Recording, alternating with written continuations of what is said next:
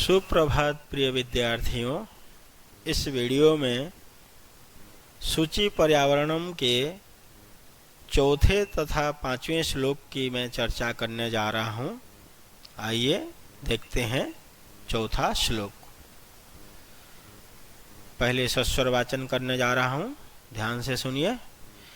कंचित कालम नयमामस्मात् नगरात् बहुदूरम प्रपश्यामि ग्रामान्ते निर्झरनदीपयपुरम् एकान्ते कान्तारे क्षणमपि मे स्यात् सञ्चरणं शुचिपर्यावरणम्। आइए सबसे पहले इसके अन्वय को देखते हैं। अस्मात् नगरात् बहुदूरं कंचित कालम माम नय ग्रामान्ते निर्झर नदी पयः पूरं प्रपश्यामि एकान्ते कान्तारे क्षणमपि मे संचरणं स्यात्। प्रिय विद्यार्थियों, इस अन्वय को देख करके या इसको समझ करके इस अन्वय के अनुसार ही हम इसके अर्थ निकालेंगे। अस्मात् नगरात्, इस नगर से, पंचमी एक वचन विशेषण विशेष, इस नगर से बहुदूरम बहुत दूर, कंचित कालम कुछ समय के लिए, माम नय मुझे ले जाओ। कवि कह रहा है कि अस्मात् नगरात् बहुदूरम कंचित कालम माम नय, इस नगर से दूर कुछ समय के लिए मुझे ले चलो।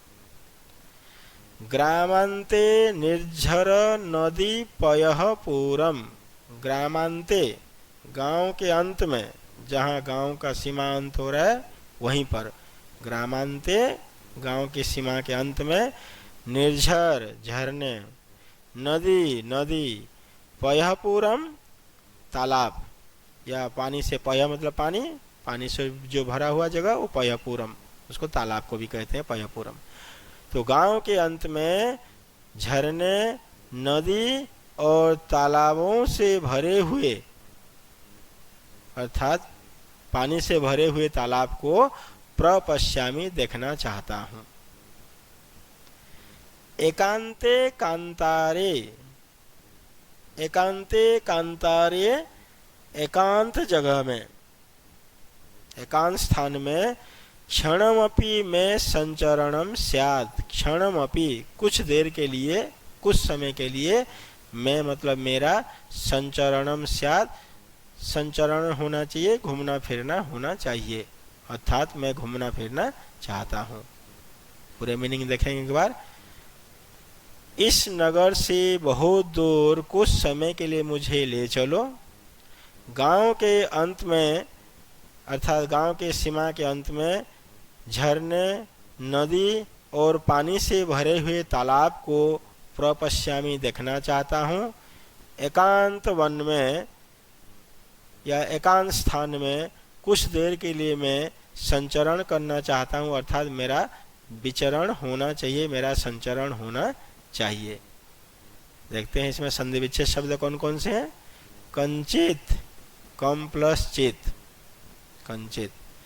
मामस्मात् नगरात्, माम प्लस अस्मात् प्लस नगरात्। संचरणम, सम प्लस चरणम, संचरणम। पांचवा श्लोक को देखते हैं। हरित तरुणां ललित लतानां माला रमणीया कुसुमावली समीर चालिता स्यान्मे वरणीया नवमालिकारसालं मेलिता रुचिरं संगमनं शुचिपर्यावरणं शुचिपर्यावरणं। अन्वय को देखते हैं।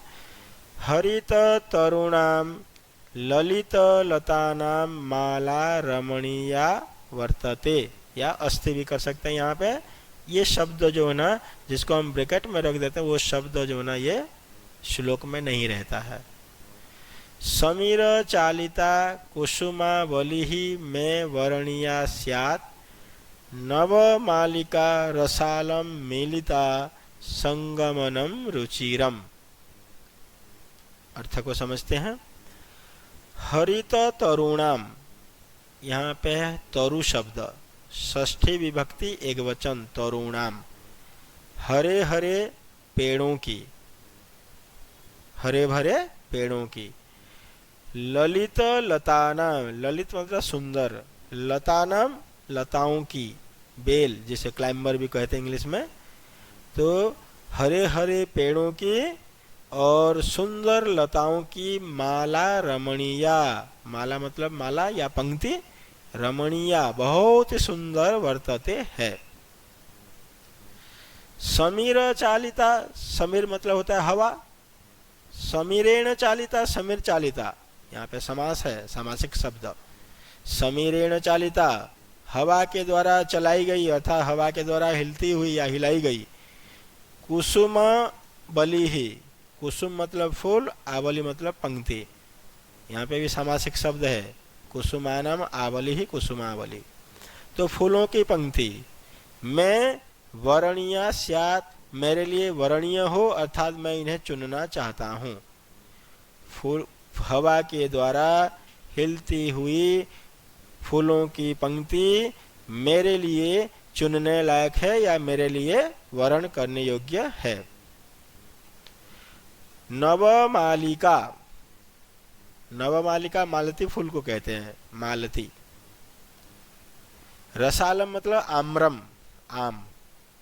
जो मालती की जो बेल है, रसालम मिलिता, आम के पेड़ से मिलिता मिली हुई है, और उसके मिल जाने से उनका जो संगमनम, उनका जो दोनों का जो मिलन है, रुचिरम बहुत ही सुंदर है, रुचिकर है, बहुत ही अच्छा लग रहा है। पूरे मीनिंग को एक बार फिर समझ लेंगे। हरे हरे पेड़ों की और सुंदर लताओं की माला या पंक्ति मेरे लिए बहुत ही रमणीय है। हवा के द्वारा हिलती हुई या हिलाई गई फूलों की पंक्ति मेरे लिए चुनने योग्य होना चाहिए।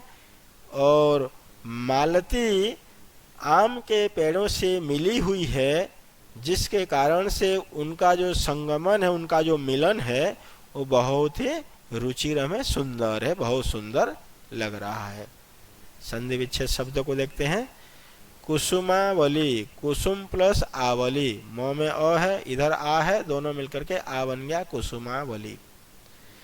श्यान में, स्यात् प्लस में वर्ग के प्रथम अक्षर के बाद जब वर्ग का पांचवा अक्षर आ जाता है तो प्रथम अक्षर को पांचवें में बदल देते हैं, तो त का पांचवा, तवर का पांचवा हो जाएगा न, तो श्यान में।